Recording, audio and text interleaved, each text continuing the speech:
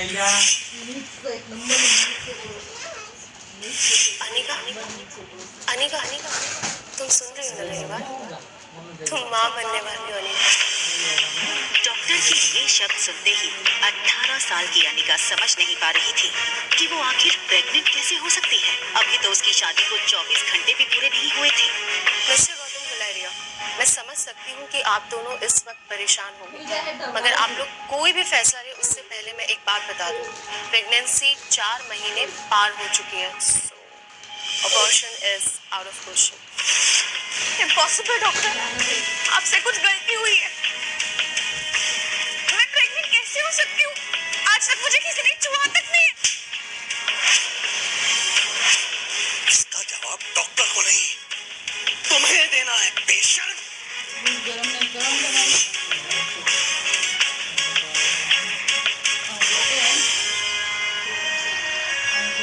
अक्सर कार की back seat पर बैठने वाले गौतम आज अनिका को पीछे बैठाकर खुद ड्राइवर के साथ वाली सीट पर बैठ गए थे, मानो ऐसा करके वो अनिका को अपनी नाराजगी जता रहे हो।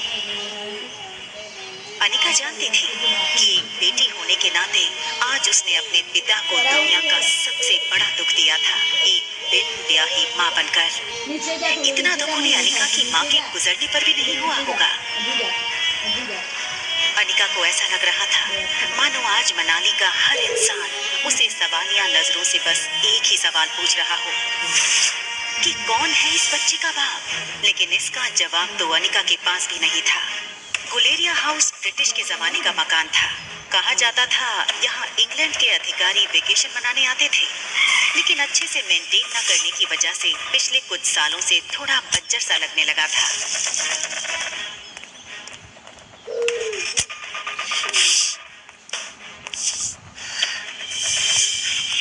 अनिका कमजोर शरीर और भारी कदमों से गौतम के पीछे पीछे घर में दाखिल हुई। बिन माँ की पली बड़ी अनिका को आज सबसे ज्यादा जरूरत थी तो उसके पापा के इमोशनल सपोर्ट की। मुश्किल से एक मौका मिला था हमें हमारी जिंदगी फिर से बेहतर बनाने का। नसीब वाली थी तुम जो तुम्हारी डोगरा खानदान के इकलौते वारिस कुणाल डोगरा से शादी हुई थी।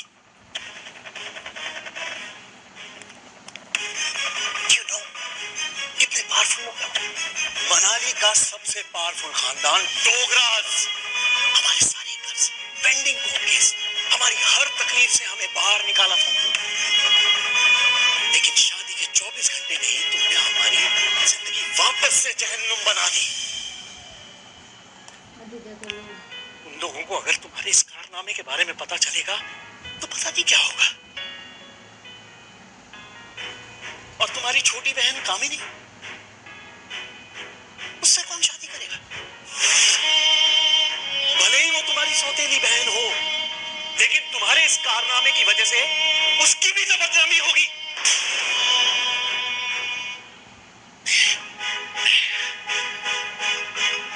जब तक ये मामला खत्म नहीं हो जाता मैं कामिनी को और तुम्हारी मां मनीषा उसके भाई के घर भेज दूंगा। लेकिन आज नहीं तो कल सबको पता चल ही जाएगा।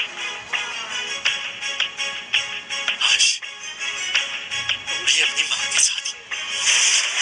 अनिका वो सुन चुकी थी जो गौतम कहते कहते रुक गया था। अगले दिन सुबह गौतम ने घर में लगे सारे सीसीटीवी के पिछले 5 महीने की फुटेज को खंगाला और बारीकी से देखने के बाद वो हैरान रह गया था कि पिछले 5 महीनों से छोटी मोटी बीमारी के चलते अनिका घर के बाहर कहीं गई ही नहीं थी। ये देखकर गौतम का गुस्सा अब आश्चर्य में बदल गया। उसे इतना तो समझ आ गया था कि कहीं कुछ तो गड़बड़ थी। जल्द ही अनिका की देखभाल के लिए एक नर्स रखी गई। लगातार देखभाल और दवाइयों से अनिका की सेहत में काफी सुधार आया। 4 महीने बीत चुके थे, लेकिन साथ ही साथ उसे ये बात रोमांचक कर रही थी कि उसके अंदर एक नन्ही सी जान पल रही है जो सिर्फ और सिर्फ उसका होगा। अनिका अपनी छोटी सी दुनिया में लगभग सब कुछ भूल चुकी थी। ना वो किसी से मिलती, ना कोई उससे मिलता।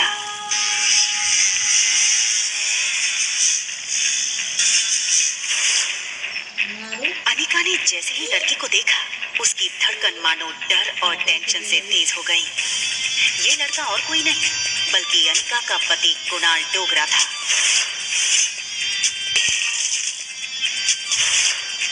कुणाल की शादी अनिका से भले ही उसकी मर्जी के खिलाफ करवाई गई थी, लेकिन अपनी बीवी की कोख में किसी और का बच्चा देखना कोई भी मर्द बर्दाश्त नहीं कर पाए। कुणाल शादी के मंडप से सीधे दिल्ली अपने कॉलेज की पढ़ाई करने चला गया था और वहीं पहुंचकर शादी के दूसरे दिन उसे अनिका की प्रेगनेंसी की खबर मिली थी। अरे कुणाल बेटा, आज अचानक से तुमने फोन किया कि तुम आ रहे हो। कॉलेज की तुम्हारी छुट्टियां शुरू हो गई क्या? कमाल है, 4 महीने के बाद मैं घर आना, अपने दामाद को इस तरीके से वेलकम करेंगे। और वैसे भी बहुत कुछ बदल गया है अब यहाँ पे।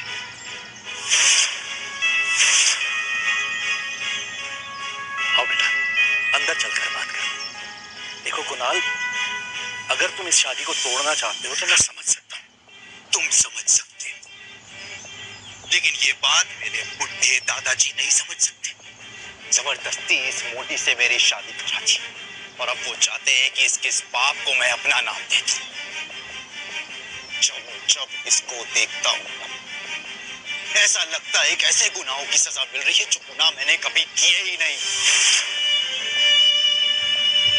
देखो इस बेशरम को कैसे खड़ी है, शादी के फेरे लेते वक्त किसी और का पाप लेकर के खड़ी थी पेट में।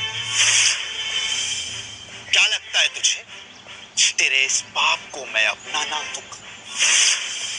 कुणाल डोगरा का नाम मिलेगा इसको, सोचना भी मत। पता नहीं किस कदर का कीड़ा है।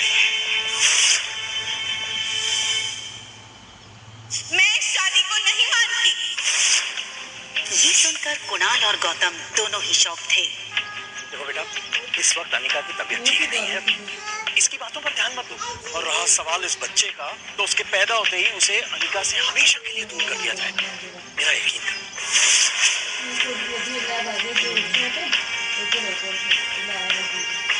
ठीक उसी पल अचानक से अनिका के पेट में जोरों से दर्द शुरू हो गया। दर्द के मारे एक झटके में अपनी पीठ के बल गिरी। अनिका, मम्मा मम्मा मम्मा, प्लेन लैंड होने वाला है। देखते ही देखते आज 6 साल बीत चुके थे और सामने थी उसकी 6 साल की बेटी रिया। रिया का मासूम चेहरा और उसकी खूबसूरत कत्थई आंखें देखकर अनिका की जान में जान आई। मम्मा, क्या हम पापा को ढूंढने जा रहे हैं मनाली? मैंने कितनी बार कहा तुमसे, तुम्हारे पापा नहीं है। कम ऑन मम्मा, हमारे तो टीचर सिखाते हैं कि सब बच्चों के मॉम एंड डैड होते हैं। तो क्या मैं गिनिंग वर्ल्ड से आई हूँ या फिर मैं किसी जादू करके हेड से बाहर निकली हूँ? आबरा का डाबरा, रिया बाहर आ जा। तो मनाली में मेरा भाई मिलेगा क्या? रिया का ये सवाल सुनकर अनिका गहरी सोच में डूब गई थी। उसे याद आ गया कि कैसे 6 साल पहले उसने मनाली के हॉस्पिटल में जुड़वा बच्चों को जन्म दिया था। अनिका के पापा गौतम की कदकाठी के एक आदमी ने उससे उसके दोनों बच्चों को छीनने की कोशिश की थी। कमजोर अनिका ने बड़ी हिम्मत से उस आदमी को रोकने की कोशिश की और उसका सामना कर रिया को तो बचा लिया, मगर अफसोस कि वो अपने बेटे को नहीं बचा पाई और वो आदमी अंधेरे में उसके बेटे को लेकर भाग गया था। और इसी वजह से अनिका की मौसी उसे बचाकर बेंगलुरु ले आई थी, जहां अनिका का इलाज भी हुआ था।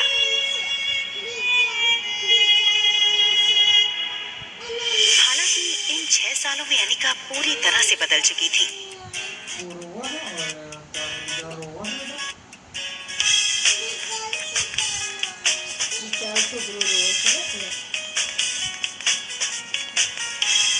हार्मोनल इम्बैलेंस की वजह से फूला हुआ उसका शरीर अब एकदम ही से नॉर्मल हो चुका था।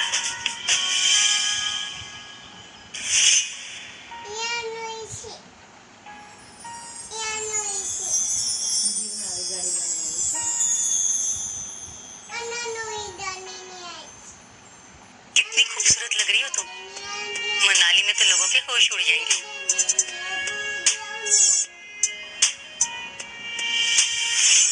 फ्लाइट अटेंडेंट हो या फ्लाइट के अन्य यात्री, सब लोग आते जाते अनिका पे एक नजर जरूर डालते।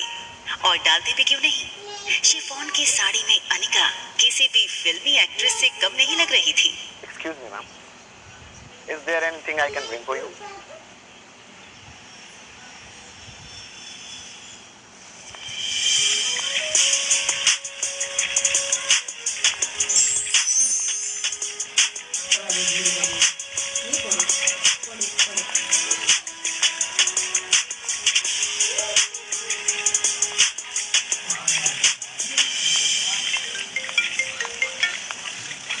हेलो पा। कुणाल तुम्हें लेने एयरपोर्ट आ रहा है, तुम उसके साथ सीधा घर आना। यहाँ पहुँचते ही तुम्हें 2 पेपर्स पे साइन करना है, एक डिवोर्स पेपर और दूसरा इतना कहकर गौतम अटक गया और फिर कुछ सोचकर उसने आगे कहा, खैर तुम घर आओ, यहाँ पहुँचते ही मैं तुम्हें सब समझाता हूँ।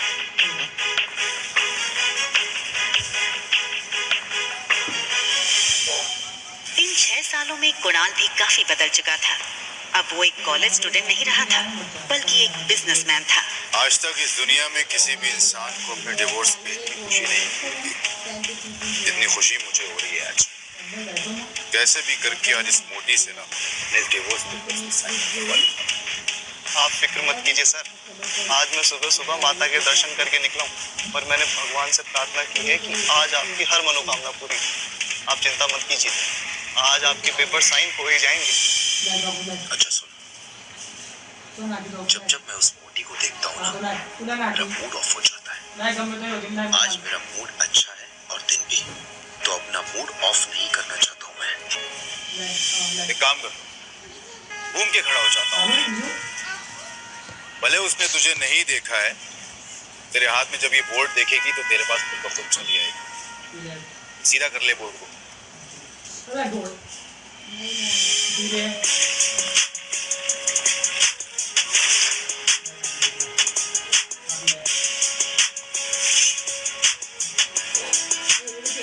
कुणाल ने एयरपोर्ट से बाहर आते हुए एक लड़की को देखा और फिर देखता ही रह गया।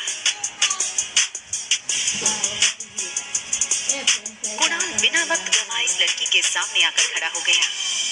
अनिका एक पल के लिए सहम गई और उसे लगा कि पहले की तरह कहीं कुणाल उसकी फिर से इंसल्ट न कर दे, और इसीलिए अनिका सीधे कुणाल को थप्पड़ जड़ देना चाहती थी, मगर वो अपनी बेटी रिया के सामने कोई तमाशा नहीं करना चाहती थी।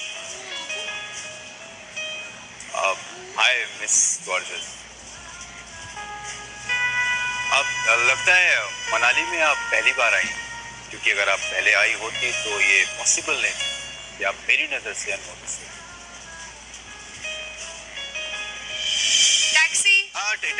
टैक्सी की क्या जरूरत है? आप कहिए, जहाँ कहिए वहां मैं आपको ड्रॉप कर सकता हूँ अपनी कार से। इफ यू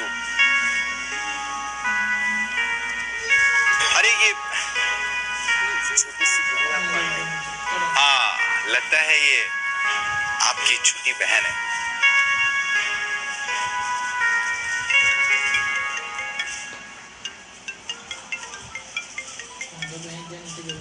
हाँ, क्या तुम्हें अनिका दिखी बेटा? ना देखने के लिए आपकी बेटी कोई सुई तो है नहीं जो वो दिखेगी नहीं। जब आएगी तो वही तो दिखेगी, या ये कहूँ कि जब वो आएगी तो उसके पीछे के लोग भी नहीं दिखेंगे। तो दिखेगी तो बता दूंगा, रखिए। टैक्सी।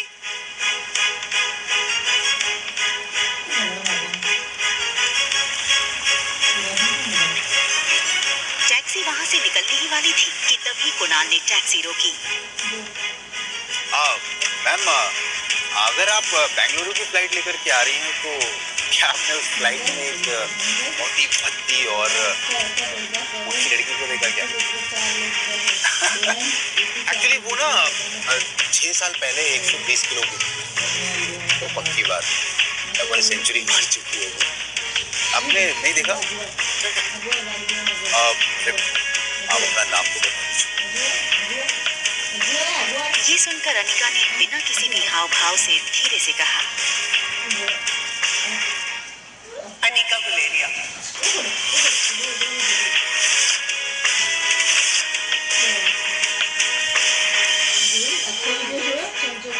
જોઈ જેટલું એ વિતાડે છે જોઈ તારી વગરનું આવા છોકરો આ લે બેટા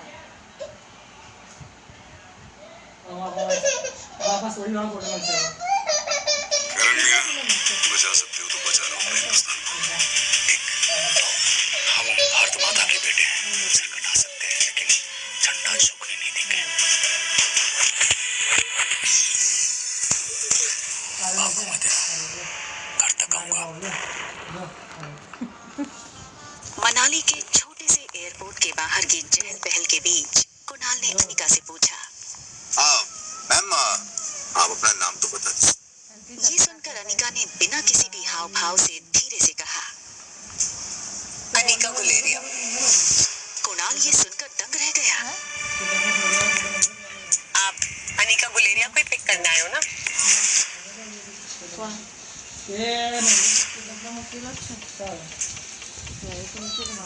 अरे वो उस मोटी को तो मैं टैक्सी में भेज दूंगा। एक काम करिए, आप दोनों मेरे साथ मेरी कार में चलिए, मैं ड्रॉप कर दूंगा आपको।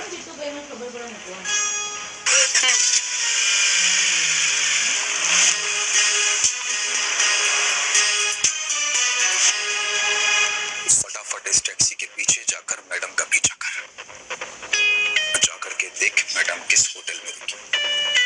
ध्यान रहे, हाँ? कोई भी तुझ पे शक ना करे। हाँ, चल भाग, फटाफट भाग।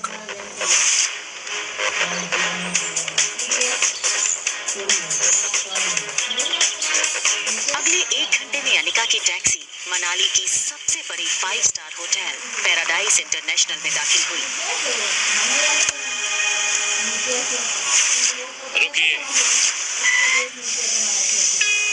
लेकिन उसका पीछा कर रहे राजू को होटल के मेन गेट पर ही रोक दिया। होटल का प्रीमियम इंटीरियर्स और फर्नीचर्स, आकर्षित एम्बियंस और वेलकमिंग स्टाफ को देखकर समझ आ रहा था कि क्यों देश विदेश से आए टूरिस्ट्स मनाली के इस शानदार होटल में रहना पसंद करते थे।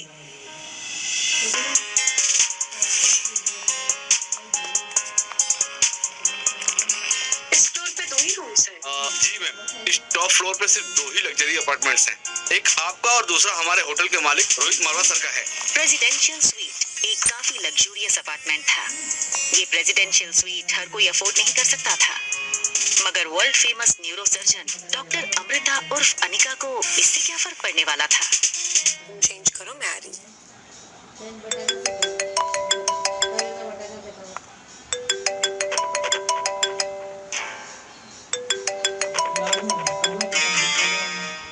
Hello Anika, what kind of behaviour is this?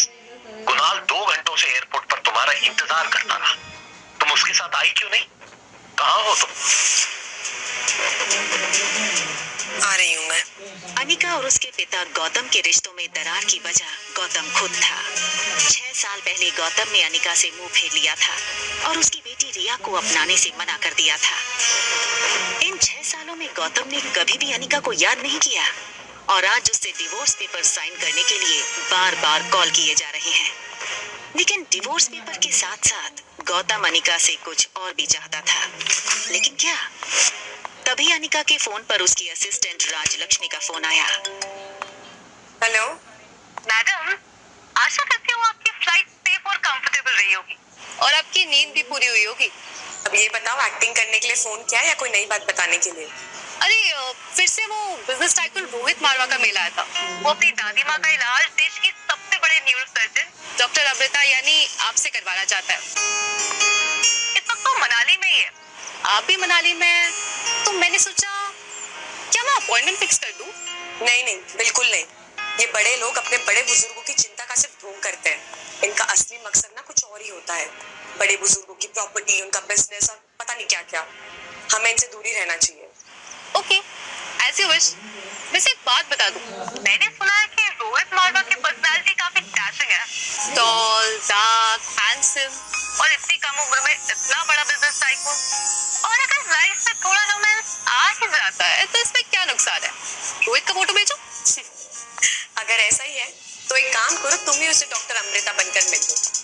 Doctor Amrita के चेहरे को यहाँ कोई नहीं जानता, यहाँ में सिर्फ अनिका गुलेरिया।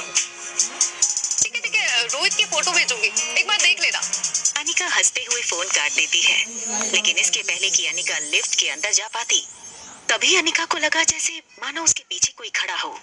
अनिका ने जैसे ही पीछे मुड़कर देखा तो वो हैरान हो गई। पीछे रिया खड़ी थी। उसका चेहरा कुछ उखड़ा हुआ था और वो बस अनिका को एकटक देखे जा रही थी। अनिका को लगा कि रिया नींद से अचानक उठकर उसने अनिका को पास नहीं देखा होगा, इसलिए ऐसे खड़ी हो गई होगी। मम्मा जल्दी वापस आ जाएगी और आते हुए ना आपकी फेवरेट चॉकलेट आइसक्रीम ले आएगी, ठीक है? आप जाओ कमरे में और आराम करो या अपनी फेवरेट वीडियो गेम खेल लो, ठीक है?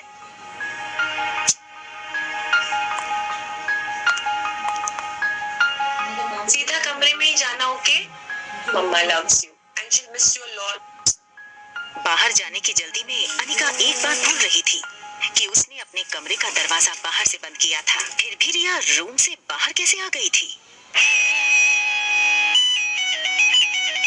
तभी एक टॉल और हैंडसम आदमी होटल के टॉप फ्लोर के कॉरिडोर में तेजी से चलता हुआ आता है। ये आदमी था मारवा इंडस्ट्रीज का सीईओ रोहित मारवा।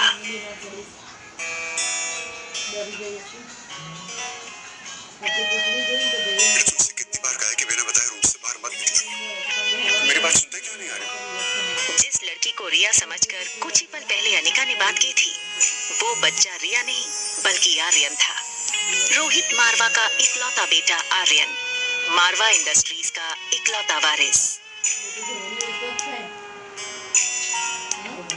और इन सब में सबसे मजेदार बात ये थी कि रोहित का बेटा आर्यन और अनिका की बेटी रिया दोनों की शक्लें एक दूसरे से हूबहू मिलती जुलती थी और रिया अभी भी अनिका के कमरे में सो रही थी। हमारा ध्यान कहाँ है आर्यन? मैं तुमसे बात कर रहा हूँ, चलो अंदर। मुझे चॉकलेट आइसक्रीम चाहिए। ये सुनकर रोहित थोड़ा हैरान हो गया। हमेशा गुमसुम और गुपचुप रहने वाला आर्यन का बर्ताव आज रोहित को कुछ अजीब लग रहा था। आर्यन के गाल पर लिपस्टिक का निशान देखकर रोहित हैरान हो गया।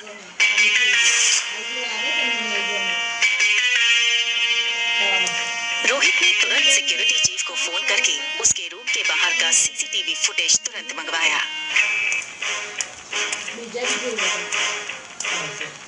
फुटेज में रोहित ने जो देखा वो देखकर वो दंग हो गया। आर्यन एक ऐसा बच्चा था जो किसी अजनबी से तो दूर बल्कि रिश्तेदारों से भी ज्यादा बात नहीं करता था, ना ही उसके पापा के अलावा किसी के साथ मिक्स होता था। लेकिन सीसीटीवी में आर्यन ने एक बिल्कुल अजनबी औरत को अपने पास आने दिया, यहाँ तक कि उसे किस भी करने दिया। ये बात रोहित को बड़ी अजीब लगी। दूसरी तरफ अनिका गुलेरिया हाउस पहुंच गई थी। गुलेरिया हाउस उसका अपना घर। कामिनी यानी अनिका की सौतेली छोटी बहन, उसी के बर्थडे की पार्टी चल रही थी।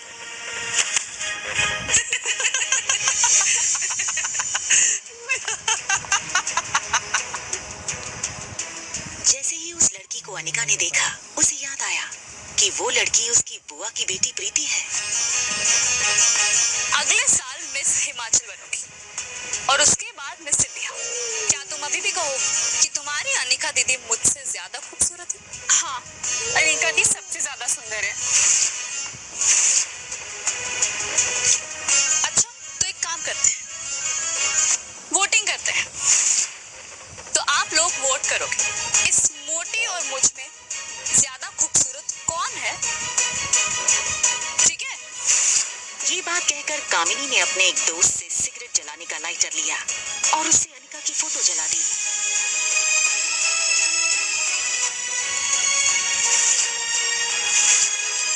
दूर खड़ी अनिका चुपचाप ये सब देख रही थी।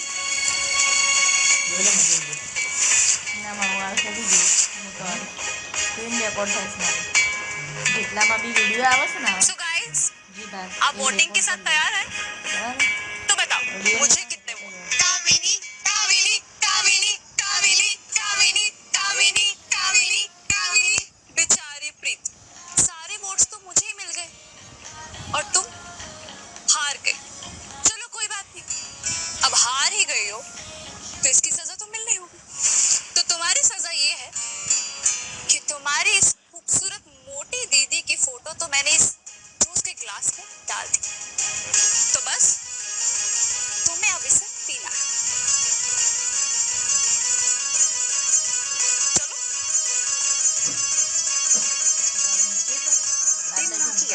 बचपन में साक्षी बुआ से ही माँ का प्यार मिला था और प्रीति मानो अनिका की कजन नहीं बल्कि सगी छोटी बहन हो। कभी हम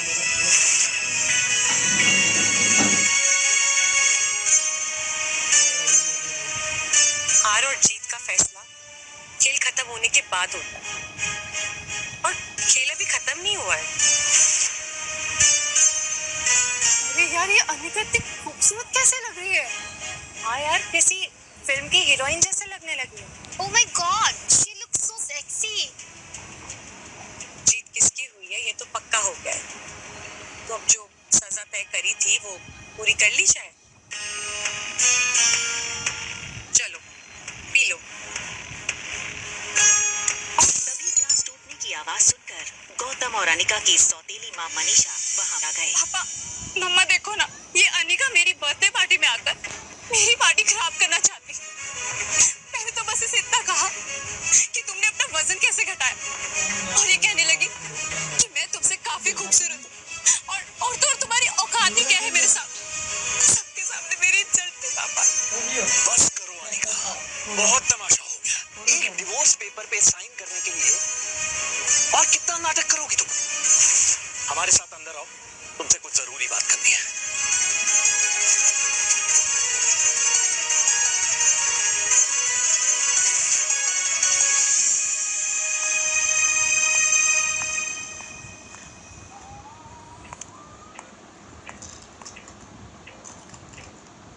साल बाद अपनी बेटी से मिलने की कोई भी खुशी न जताते हुए वो सीधे मुद्दे की बात करना शुरू करते हैं। देखो अनिका, जो हो गया सो हो गया। हमें और परेशान करके तुम्हें क्या मिलेगा? तुम मेहरबानी करके इन दो कागजात पर साइन कर दो। मैं तो सिर्फ डिवोर्स पेपर साइन करने आई थी, ये दूसरे पेपर्स? दरअसल तुमसे डिवोर्स लेने के बाद हम, यानी कि मैं और तुम्हारी नई माँ, ये चाहते हैं कि कुणाल और कामिनी की शादी हो जाए। कुणाल को भी इस शादी से कोई एतराज नहीं है और कामिनी तो पहले से ही कुणाल को चाहती थी। बस कुणाल के दादाजी की एक ही इच्छा है। दरअसल तुम्हारी माँ के गुजरने के बाद उसकी जो फार्मा कंपनी तुम्हारे नाम हो गई थी, वो कंपनी तुम अपनी छोटी बहन कामिनी को शादी में तोहफे में दे दो। मैंने सारे कागजात तैयार करवा दिए हैं, बस तुम इन पे सिग्नेचर कर दो।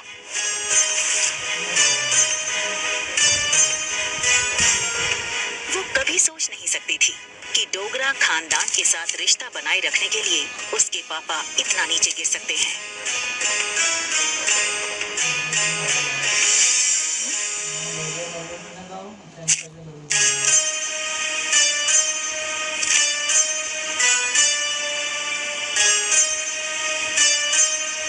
अपना कहलाने को इस दुनिया में इस कंपनी के अलावा मेरे पास कुछ नहीं है।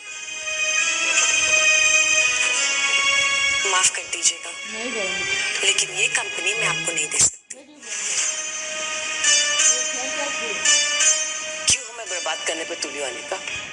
वैसे भी बिन ब्याही माँ बनकर जो समाज में तुमने हमारी इज्जत उछाली, वो कुछ कम है क्या? जो अब अपनी बहन की जिंदगी बर्बाद करना चाहती हो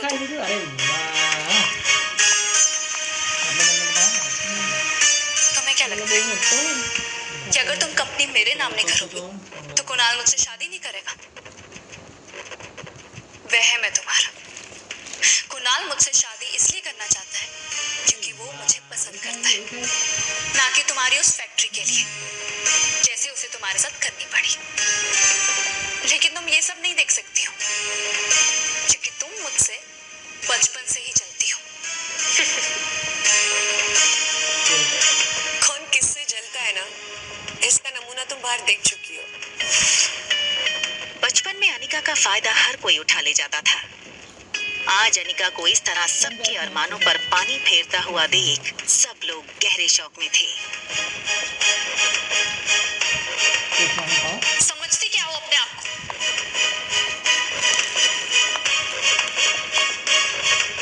वजन घटाया है तो जुबान लड़ाना भी सीख गई हो क्या?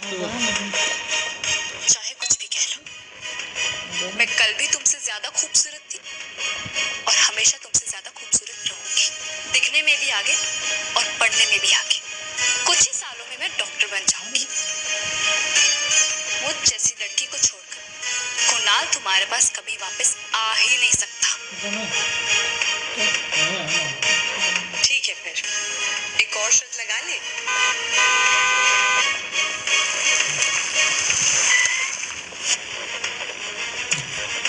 कहाँ गई ये मोटी? 2 घंटा इसने मुझे एयरपोर्ट पे वेट कराया। अनिका, कहाँ हो तुम? क्या कुणाल अनिका को देख लेगा?